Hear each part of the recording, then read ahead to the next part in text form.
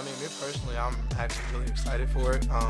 Playing with guys that are really good, and I can learn a lot from them. So I'm very excited about it, honestly.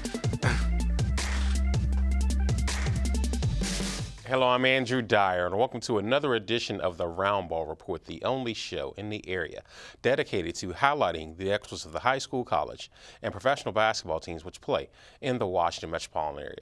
And unfortunately, my co-host Nikki Lewis, Monica McNutt, nor Janae Hayes could be here tonight, but the ladies will return as soon as their schedule permits.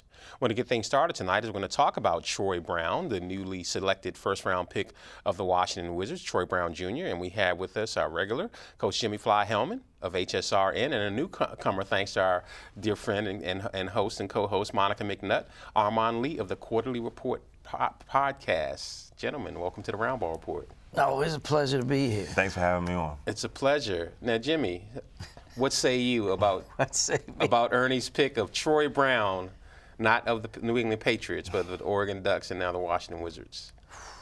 Well, Troy Brown Jr. Yes. I mean, Ernie, he always kind of leaves you scratching your head.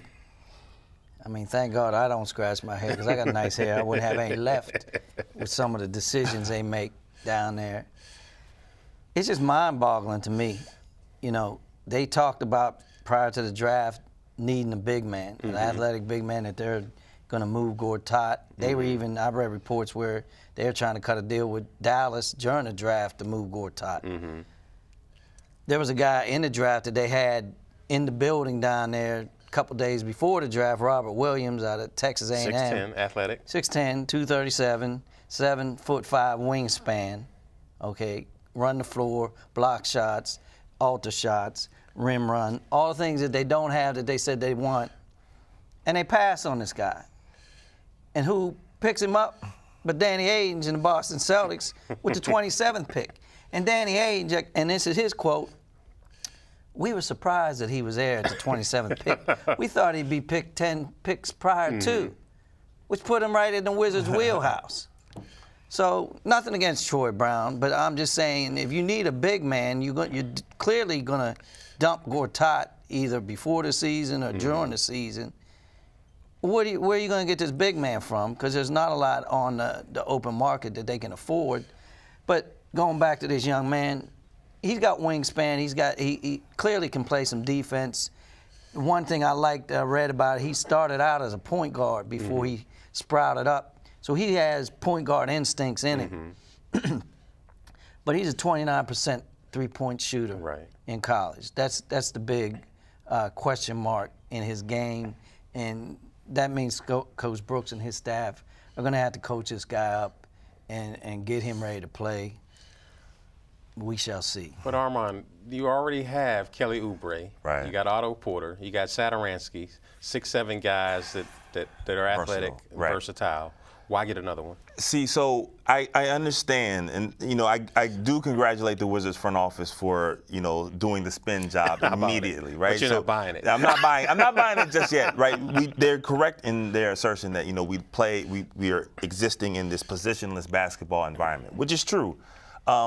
But like you said with Satoransky, more so than Oubre and Otto, all the attributes that you hear about Troy Brown Jr., ball handler, great vision, high IQ, defensive versatility, you already have that in a Satoransky who Scott Brooks chose not to play in big-time crunch moments in his play. Lawson, who they just got from China.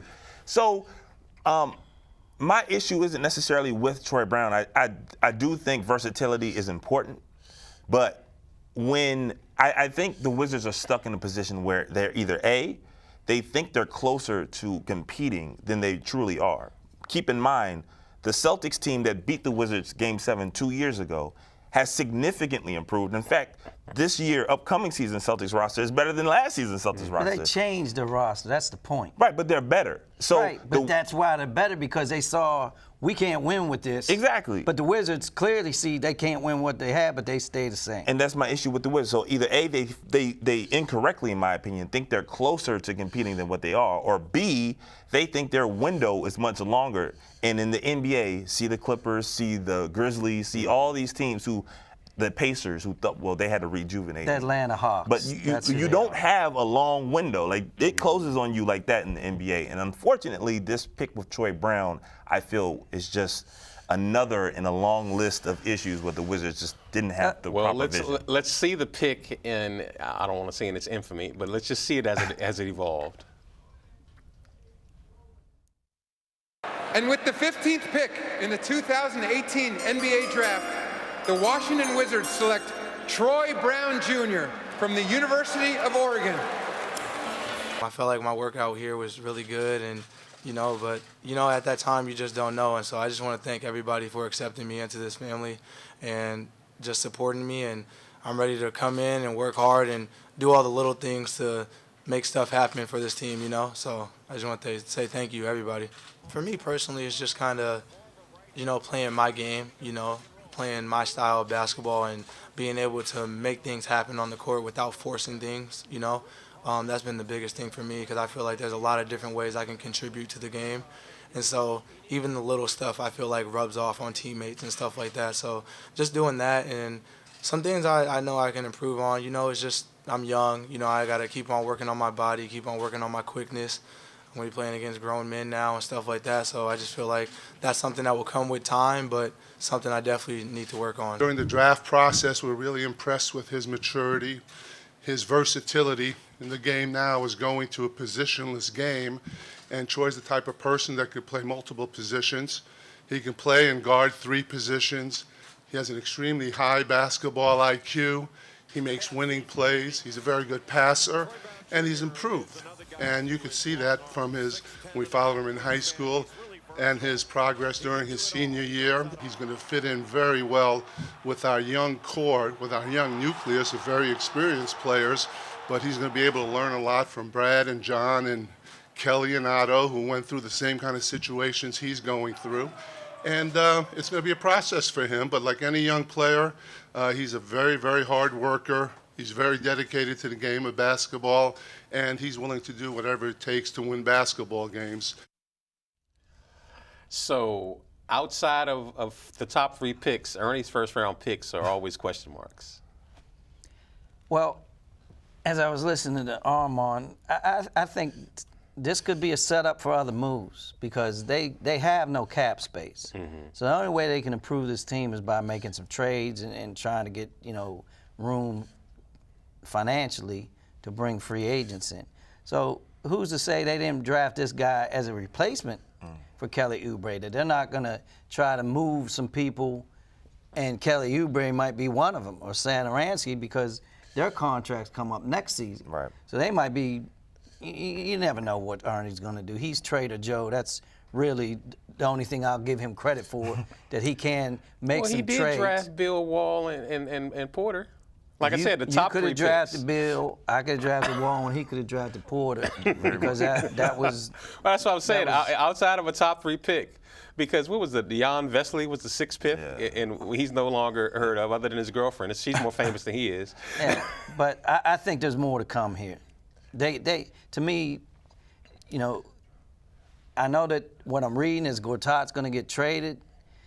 I don't know that you trade Gortat right now, not unless I have a center, because the reason why is because Gortat does not get injured. He comes to work every day. Night, always in great shape. Mahimi is always injured, and if you get a guy like Nerlens Knowles, who I mentioned before, he's been injured. So if you get some guys in here to replace Gortat and they're injured, then what do you have? Right. So Gortat, you can move Gortat at the trade deadline at the All-Star game because his contract's expiring. At that point, a playoff team would want him that's making a run. So, Armon, what do you say? Obviously, on the surface it makes sense. What do you think Ernie's working behind the scenes, Well, similar to what he was saying, I mean, I would assume that there has to be another shoe to drop. However, and I'm not trying to scare Wizards fans, when I see Troy Brown Jr. and I see Ernie wax poetic about in a few years and hopefully and all this potential, I start thinking if your job is on the line, you don't You don't spend 15 Right. on a project. Did he just say his job? It's He said if it were. If it were, It's so not on the that's line. what I'm. So we heard all the rumblings about the secret extension, and a lot of people, I think, fingers crossed, were hoping it was maybe a 1-year deal. Ernie's here for a few more seasons. I think this pick pretty much settles No, that. he has a 1-year deal with a general manager opt-in for the next year, Yeah, right. if that's possible. So they were one pick away from Michael Porter falling to the lap. We were talking during the break. Do you think they would have made that pick, or would you have made that pick if he fell to them? Well, of course, I would have made it. Them, I don't know. As I was explaining to him, the reason I would have picked this guy, even if he has to sit out a year. Look, Embiid sat out a year and came back healthy. If I got to sit this Simmons. guy out a year, he was projected to be the #1 worst #2 player in this whole draft if he doesn't get injured. I watched some tape of this guy. This guy's 6'11", can play. He's like the Greek freak. He can play multiple positions. He can handle the ball, Greek play freak point with a jump guard. shot. Right. Yes. This guy's got talent. You cannot teach talent. All right, we can't teach not going to break, but we'll come back. We're going to educate as we come back with Armon Lee and Coach Jimmy Fly Hellmann on the other side as we discuss upcoming free agency for the Wizards and the rest of the league. So stay with us.